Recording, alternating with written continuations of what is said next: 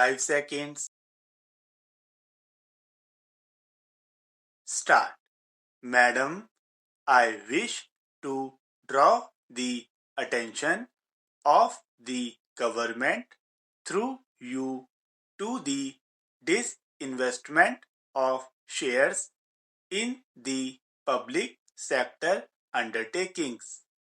As well, all know last year in the budget there was a provision to disinvest shares of selected public sector undertakings to the extent of 20%, and the government had calculated that they would receive by way of revenue rupees 2500 crores. What has actually happened is that the realization from the shares which were decided to be sold has been much more.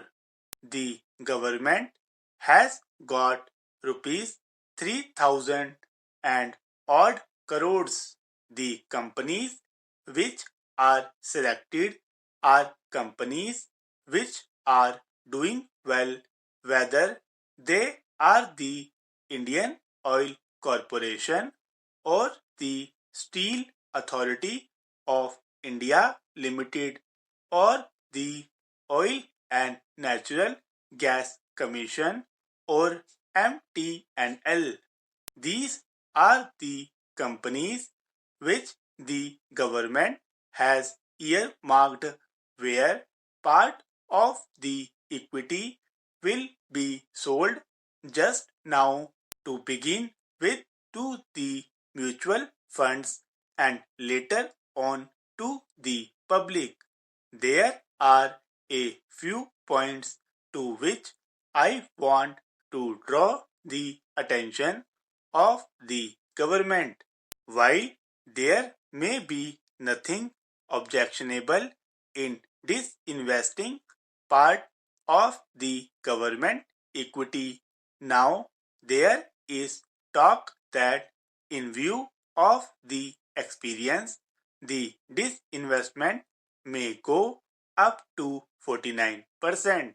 Since the government is considering disinvestment to such a large extent, a few points should be borne in mind. When you sell your own shares to the public, it is a one-time revenue that you get because once you sell the shares, they have gone forever. It is therefore necessary on the part of the government to ensure that you get the best price. Actually, you get your worth of the shares.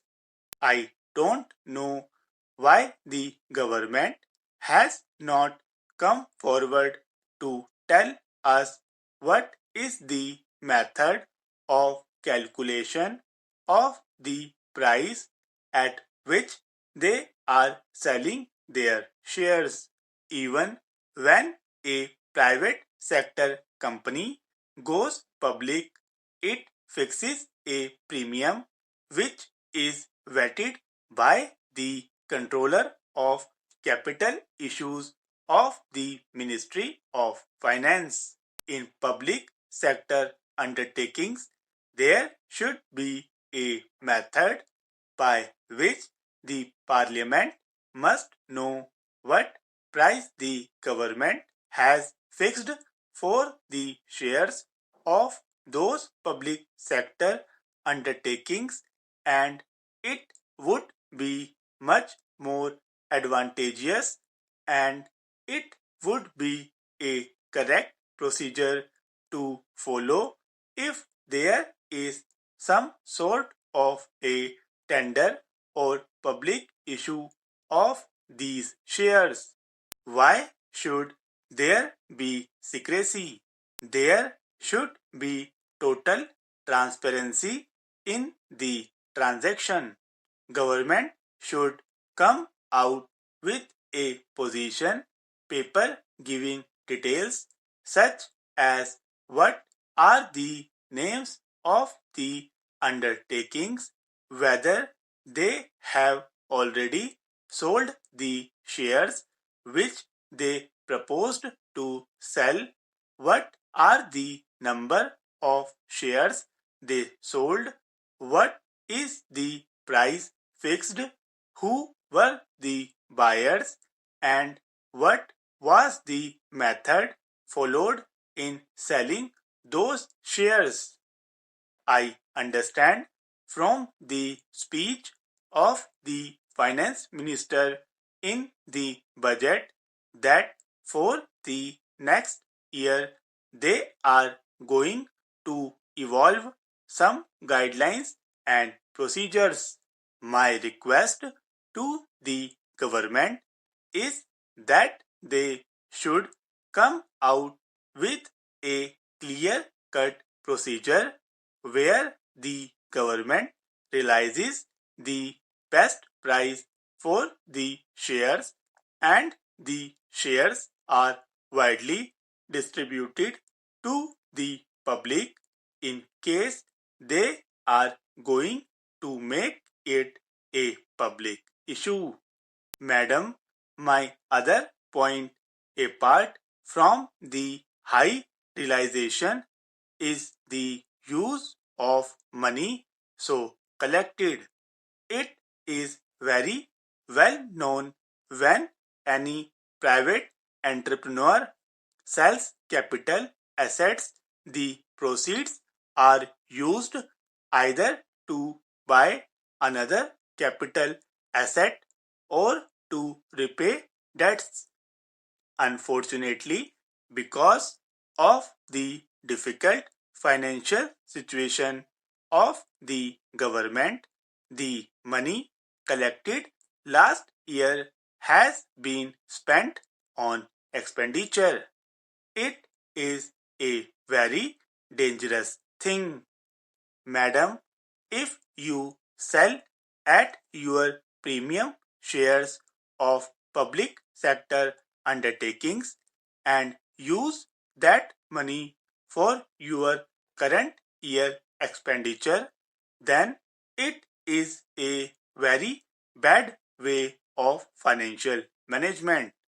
I request the finance minister through you that this year whatever realization they will make out of the proceeds of the shares of public sector undertakings should be strictly used either to acquire another asset or to repay debts so that liabilities of the government come down to that extent. It is prudent financial management to use the accretion on capital account for either another asset on the capital account or a debt repayment on the capital account. Sir, this is a very serious matter, and if we are going to amend the constitution and oust the jurisdiction of the High Court and the Supreme Court, there may be other people who would like to amend the constitution for certain other purposes. Going up to the High Court and getting writs is not a right provision. You know, people are going to the high courts and getting writs. Are we then to amend the constitution to make it impossible for people to get these writs? That will be a very serious matter and it will be a wrong thing if we begin to amend the Constitution because it does not please a particular section of the people of India.